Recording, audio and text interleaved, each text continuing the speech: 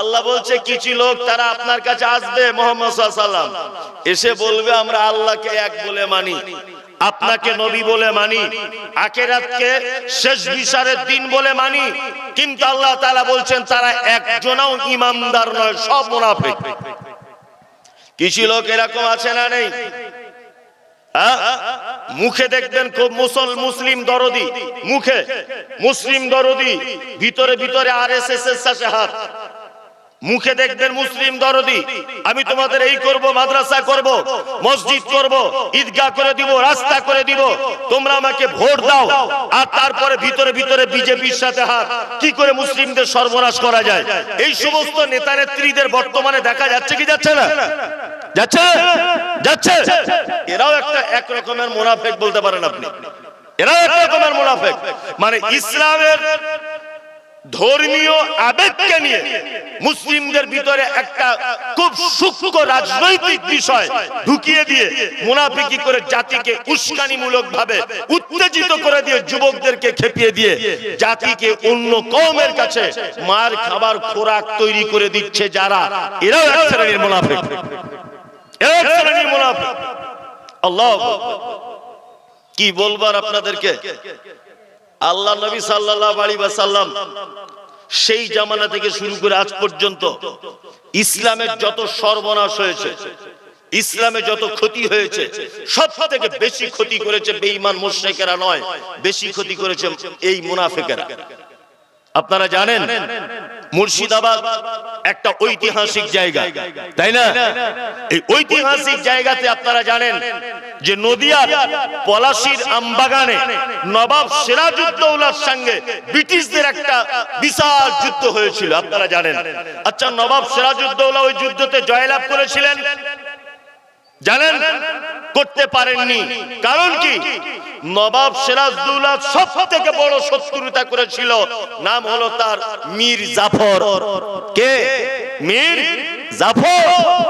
নবাবের বাড়িতে থেকেছে, নবাবের গাড়ি চেপেছে, নবাবের খেয়েছে, নবাবের সঙ্গে থেকেছে, কিন্তু নবাব সিরাজউদ্দৌলা ব্রিটিশদেরকে মারার জন্য যে চক্রান্ত তিনি করেছিলেন, যে ফন্দি তিনি এঁটেছিলেন, সমস্ত ফন্দি এই আপনার মীর জাফর আলী সব ব্রিটিশদের কাছে গোপন ভাবে তিনি বলে দিয়েছিলেন। এক পর্যায়ে নবাব সিরাজউদ্দৌলা বড় বিপদে পড়েছিলেন। ওই আপনার পলাশীর আমবাগানে এক পর্যায়ে পরাস্ত হয়ে তাদেরকে বাড়ি ফিরে আসতে হয়েছিল, আপনারা জানেন। সারা পৃথিবীর ইতিহাসে আপনি যদি লক্ষ্য করে দেখেন, সব থেকে বেশি ক্ষতি যারা করেছে ইসলামে, সব থেকে বেশি ক্ষতি করেছে মুনাফিকরা, সব থেকে বেশি ক্ষতি করেছে। এবার আপনাদেরকে একটা মজার কথা বলি। আচ্ছা বলুন তো, আপনি 1 কোটি টাকা সুদ খেয়েছেন, 1 কোটি, আপনি মারা গেলেন, আপনার জন্য আমি ক্ষমা চাইতে পারি কি পারি না? কথা বলুন। ক্ষমা চাইতে পারি? পারি, ক্ষমা চাইতে পারি। আল্লাহ আমার ভাইকে ক্ষমা করে দাও, আপনি ব্যভিচারে লিপ্ত। আচ্ছা বলুন তো, আপনার জন্য আমি ক্ষমা চাইতে পারি কি পারি না? পারি। আপনি মারাত্মক কোন অপরাধ করেছেন, আপনার কাছে আপনার জন্য আমি দোয়া করতে পারি, আল্লাহ আমার ভাই অপরাধ করে মারা গেছে, তুমি তাকে ক্ষমা করে দাও। আল্লাহ আমার আব্বাকে ক্ষমা করে দাও, আল্লাহ আমার মাকে ক্ষমা করে দাও, আল্লাহ আমার বেটাকে ক্ষমা করে দাও। সে পৃথিবীর সব থেকে বড় অপরাধী যদি হয়, তার জন্য ক্ষমা চাওয়া যাবে কি যাবে না? যাবে। পৃথিবীতে একটা পাপীর জন্য ক্ষমা চাওয়া হারাম, চলবে না। একটা পাপী, সে কে? মুনাফিক। আল্লাহ পবিত্র আল কোরআনে আয়াত অবতীর্ণ করলেন, মুহাম্মদ সাল্লাল্লাহু আলাইহি ওয়াসাল্লামকে আল্লাহ তাআলা বলছেন, ইস্তাগফির, আপনি যদি মুনাফিকদের জন্য ক্ষমা প্রার্থনা করেন, আওলা তাস্তাগফির, ক্ষমা প্রার্থনা নাই বা করেন, ইন তাস্তাগফির লাহুম 70 মাররাতান, মুনাফিকদের জন্য যদি একদিনে 70 বার যদি আপনি ক্ষমা প্রার্থনা করেন, ফালাই ইয়াগফির আল্লাহু লাহুম, তারপরেও আমি আল্লাহ মুনাফিকদের ক্ষমা করব না। আচ্ছা বলুন, আমি মমতাজুল ইসলাম আপনার জন্য দোয়া করলে কবুল হতেও পারে, নাও পারে? কাবার ইমাম সাহেব যদি আপনার জন্য দোয়া করে কবুল হতে পারে, নাও পারে? আপনার মসজিদের ইমাম সাহেব যদি আপনার জন্য দোয়া করে কবুল হতে পারে, নাও পারে? কিন্তু মুহাম্মদ সাল্লাল্লাহু আলাইহি ওয়াসাল্লাম যদি কারোর জন্য দোয়া করে কবুল হবে কি হবে না? হবে। আল্লাহ কত ভয়ঙ্কর শব্দ দিয়ে বলছেন, ইস্তাগফির, আপনি ক্ষমা প্রার্থনা করেন, আওলা তাস্তাগফির, মুনাফিকদের জন্য ক্ষমা প্রার্থনা নাই বা করেন, ইন তাস্তাগফির লাহুম ৭০ মাররাতান, আপনি মুনাফিকদের জন্য যদি সারা দিনে ৭০ বার যদি ক্ষমা প্রার্থনা করেন, ৭০ বার, ফালাই ইয়াগফির আল্লাহু লাহুম, আল্লাহ মুহাম্মদ সাল্লাল্লাহু আলাইহি ওয়াসাল্লামকে বলছেন আপনার দুয়ার হাতকেও ফেরত দিয়ে দিব, আমি তাদেরকে ক্ষমা করব না। বুঝতে পারছেন মুনাফিক কত ভালো লোক? বুঝতে পারছেন? তাহলে আমরা সবাই হব তো নাকি? না এর থেকে দূরে থাকবো? আচ্ছা, পৃথিবীর কোন পাপী আছে যে পাপীর জানাজা পড়া যায় না? বলুন, কেউ বলতে পারবেন যে কোন পাপী লোকের জানাজা পড়া যায় না? জানেনই তো। আপনি এখন বলবেন যারা নামাজ পড়ে না তাদের, শুনুন, যারা নামাজ পড়ে না আমি প্রকাশ্যভাবে তাদেরকে কাফের বলবো না, তাদের যে জানাজা পড়া যাবে না এ কথাও আমি বলবো না, কিন্তু আমি বলবো পৃথিবীতে একটা মাত্র পাপী আছে যে পাপীর ব্যাপারে নামাজ না, জানাজা না পড়ার আয়াত অবতীর্ণ হয়েছে, আয়াত অবতীর্ণ করা হয়েছে যে জানাজা পড়া যাবে না। দেখুন, আপনাকে আমি প্রমাণ দিই পবিত্র আল কোরআন থেকে। এক, আচ্ছা, তখনকার দিনের সব থেকে বড় মুনাফিক ছিল, তার নাম কি? কে বলতে পারবেন? আল্লাহ নবী সাল্লাল্লাহু আলাইহি ওয়াসাল্লামের যুগের সব থেকে বড় মুনাফিকের নাম কি জানেন? আব্দুল্লাহ ইবনে উবাই। কি নাম? আব্দুল্লাহ ইবনে উবাই। ঘটনাটা মন দিয়ে শুনুন। আব্দুল্লাহ ইবনে উবাই মারা গেল। আব্দুল্লাহ ইবনে উবাইয়ের বেটার নাম আব্দুল্লাহ। ভালো করে বুঝবেন কি নাম? আব্দুল্লাহ। আব্দুল্লাহ আল্লাহর নবীকে এসে বলছেন, আল্লাহর নবী, আমার আব্বা মারা গেছে। মারা গেছে কে? মুনাফিকদের সর্দার। আর তার বেটা আব্দুল্লাহ আল্লাহর নবীকে এসে বলছেন, আল্লাহর নবী, আমার আব্বা মারা গেছে, তা আমি চাই যে আপনার কাপড়টা দিয়ে আমার আব্বার কাফনটা হোক, এটা আমি চাই। আপনার কাপড়টা, গায়ের কাপড়টা দেন, আমার আব্বার কাফন করি। আল্লাহ নবী সাল্লাল্লাহু আলাইহি ওয়াসাল্লাম কাপড়টা খুলে দিলেন, এই নাও, তোমার আব্বার কাফন করবে, এই নাও কাপড়টা নাও। কাপড় দিয়ে দিলেন। আব্দুল্লাহ কাপড়টা নিয়ে চলে যাচ্ছে, যখন চলে যাচ্ছে তখন আব্দুল্লাহ আবার কিছুটা গিয়ে ফেরত এসে বলছেন, আল্লাহর নবী, আমি চাই আপনি আমার আব্বার জানাজার ইমামতি করবেন। কার ইমামতি করবেন আল্লাহর নবী? মুনাফিকদের সর্দারের।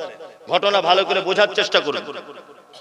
এবার আল্লাহর নবী সাল্লাল্লাহু আলাইহি ওয়াসাল্লাম উঠছেন, জানাজা পড়তে যাবেন, উঠছেন। এই সময়তে হযরত ওমর, বিখ্যাত মানুষ, আল্লাহর নবী সাল্লাল্লাহু আলাইহি ওয়াসাল্লামের জামাটা এইভাবে টেনে ধরলেন। আল্লাহর নবী, মুনাফিকদের সর্দারে জানাজা পড়তে আপনি যাবেন কেন? কেন যাবেন আপনি? তখন আল্লাহর নবী সাল্লাল্লাহু আলাইহি ওয়াসাল্লাম বলছেন, ওমর, আরে আমি যে জানাজা পড়তে যাব কি যাব না, আমাকে তো এখনো পর্যন্ত মানা করা হয়নি, এখনো তো আমাকে নিষেধ করা হয়নি, জানাজা পড়তে যাব কি যাব না। এই কথা বলার পরে আল্লাহ নবী সাল্লাল্লাহু আলাইহি ওয়াসাল্লাম চলে গেলেন, আব্দুল্লাহ ইবনে উবাইয়ের জানাজার নামাজে ইমামতি করলেন। নামাজ পড়ার শেষে হযরত ওমর অনুতপ্ত হয়ে বলছেন, হে আল্লাহ, আপনি যেটা নিষেধ করলেন না আর আমি সেটা নবীকে নিষেধ করে দিয়েছিলাম, তাহলে আমি কত বড় ভুল করেছি, মুনাফিকদের জানাজা পড়তে নিষেধ করলাম, কত বড় অন্যায় করলাম। মনে মনে মনে মনে তিনি অনুতপ্ত হচ্ছেন। জানাজার মাঠে কোরআনের আয়াত অবতীর্ণ হলো, জানাজার মাঠে কোরআনের আয়াত অবতীর্ণ হলো। আল্লাহ তাআলা বলছেন, ওয়ালা তুসাল্লি আলা আহাদিন মিনহুম মাতা আবাদা ওয়ালা তাকুম আলা কবরিহি। মুনাফিকদের কেউ যদি মরে যায়, আপনি তার জানাজা তো দূরের কথা, ওয়ালা তাকুম ফি কবরিহি, আপনি তাদের কবরের সাইডে পর্যন্ত দাঁড়াতে পারবেন না। মুনাফিক এত বড় বদমাইশ। জি জি জি, আপনারা বুঝতে পারছেন পরিস্থিতি এত কিছু, তাহলে আরো আগে আগে বক্তা তোলা দরকার ছিল।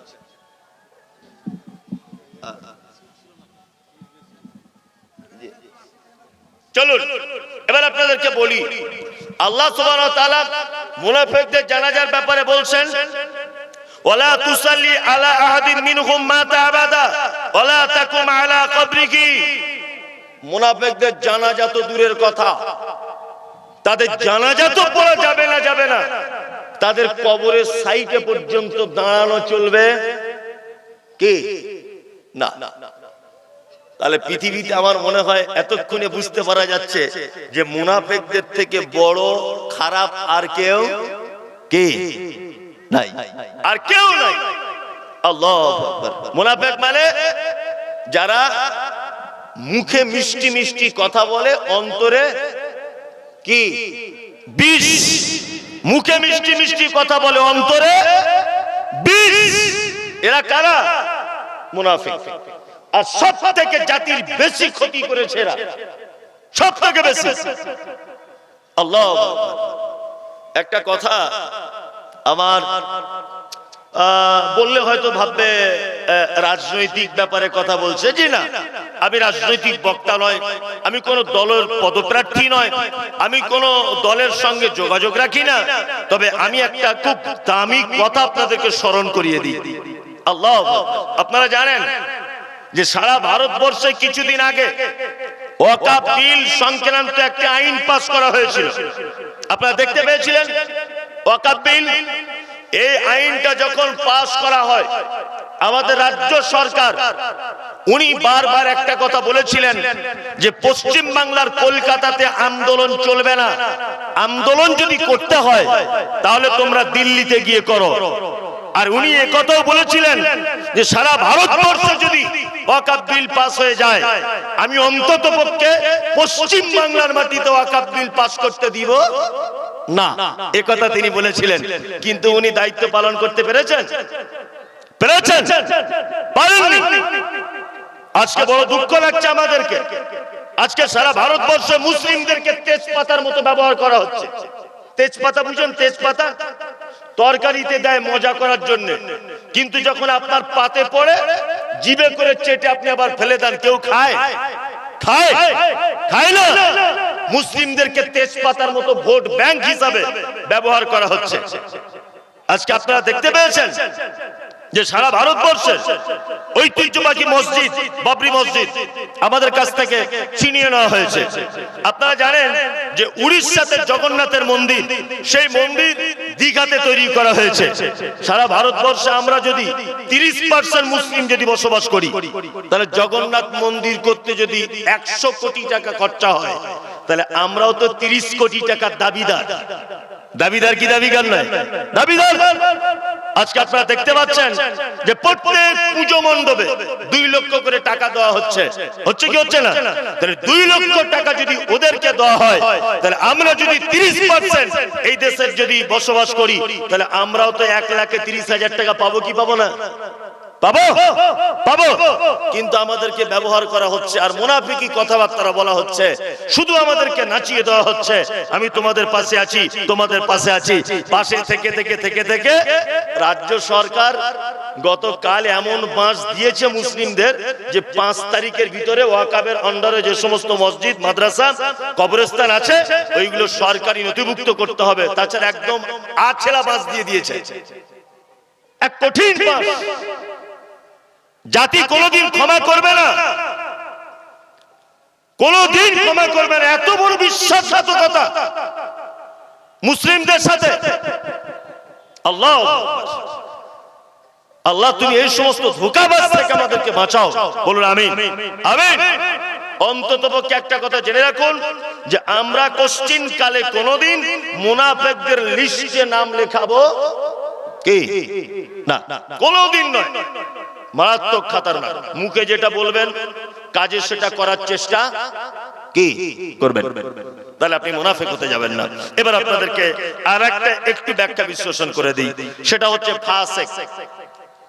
কোরআনে একটা শব্দ আছে না, ফাসিকুন, আছে না নেই? আছে, আছে।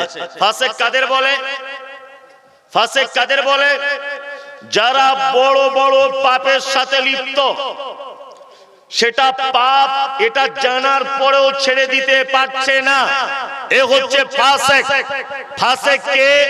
যারা জানে এটা বড় পাপ, এটা জানার পরেও যারা ছেড়ে দিতে পারছে না, এরা হচ্ছে ফাসিক। ফাসিক কে? যারা জানে এটা কাবিরা গুনাহ, তারপরেও সেই গুনাহ থেকে ফেরত আসতে পারছে না, এরা হচ্ছে ফাসিক। তবে আপনাদেরকে একটা কথা বলে রাখছি, ফাসিকদের ব্যাপারে আল্লাহ সুবহানাহু ওয়া তাআলা তেমন ভাবে কিছু বলেননি। একটা কথা বলেছেন, আল্লাহু লা ইয়াহদিল কওমাল ফাসিকিন। ফাসিকদের একটাই সবথেকে খারাপই, যে তারা জীবনে কোনোদিন সঠিক রাস্তা খুঁজে পাবে না। আর সঠিক রাস্তা খুঁজে না পেলেও যাবে কোথায়? জাহান্নাম। সঠিক রাস্তা খুঁজে না পেলে যাবে কোথায়? জাহান্নাম। আরেকটা ফাসিকদের ব্যাপারে বলা হয়েছে যে ফাসিকরা যদি তোমাদের কাছে কেউ কোনোদিন কোনো খবর যদি নিয়ে আসে, তোমরা সেই খবরকে না যাচাই বাছাই করে কখনো সিদ্ধান্ত নিতে যাও না। অনেক সময়তে দেখা যায়, অনেক সময়তে মেঘের কারণে, আকাশ মেঘলা থাকার কারণে ঈদের চাঁদ দেখা যায় না। হয় কি হয় না? হয়। আপনাদের গ্রামটার নাম জানি না, এই গ্রামে ধরে নেন বিশাল মেঘ করেছে, 30টা রোজা পূর্ণ হয়ে গেছে বা 29টা রোজায় চাঁদ দেখতে গেছে মানুষ, কালকে ঈদ হবে কিন্তু চাঁদ দেখতে পাওয়া যাচ্ছে না। এখন হঠাৎ করে একটা লোক মোটরসাইকেলে করে এসে বলছে, আমি আল্লাহর কসম করে বলছি চাঁদ দেখেছি, আমি রায়গঞ্জে ছিলাম, আকাশ ওখানে পরিষ্কার, কিন্তু সমস্যা লোকটা নামাজ পড়ে না।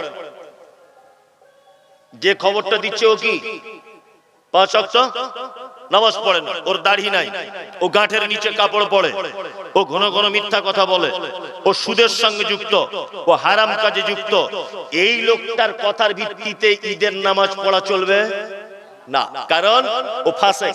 ফাসিকদের কোন খবর নিয়ে সেই ইমানদারেরা সেই খবরের ভিত্তিতে কোন সিদ্ধান্ত নেওয়া চলবে না। ফাসিকদের কোন খবরের ব্যাপারে যাচাই বাছাই করতে হবে। তার মানে কোন মানুষ যেমন তেমন ভাবে কোনো কিছু খবর দিলে আগে সেই মানুষকে যাচাই বাছাই করতে হবে, তারপর সেই খবরে উপরে সিদ্ধান্ত নিতে হবে, তার আগে সিদ্ধান্ত নেওয়া চলবে না। ফাসিক, আল্লাহ সুবহানাহু ওয়া তাআলা বলছে, আল্লাহ বলা ইয়াদিল কওমাল ফাসিকিন, কোশ্চিন কালে তারা কোনদিন সহজ সরল রাস্তা পেতে পারে না। এক কথায় সহজ বাংলাতে বুঝে যান, যারা বড় বড় পাপের সাথে যুক্ত তারা কখনোই জান্নাতের রাস্তা দেখতে পাবে কি না। তারা সব সময় বাঁকা পথে চলবে, সব সময় বিভ্রান্তির বেড়াজালে তারা আটকে যাবে। কি বলছি বুঝতে পারছেন?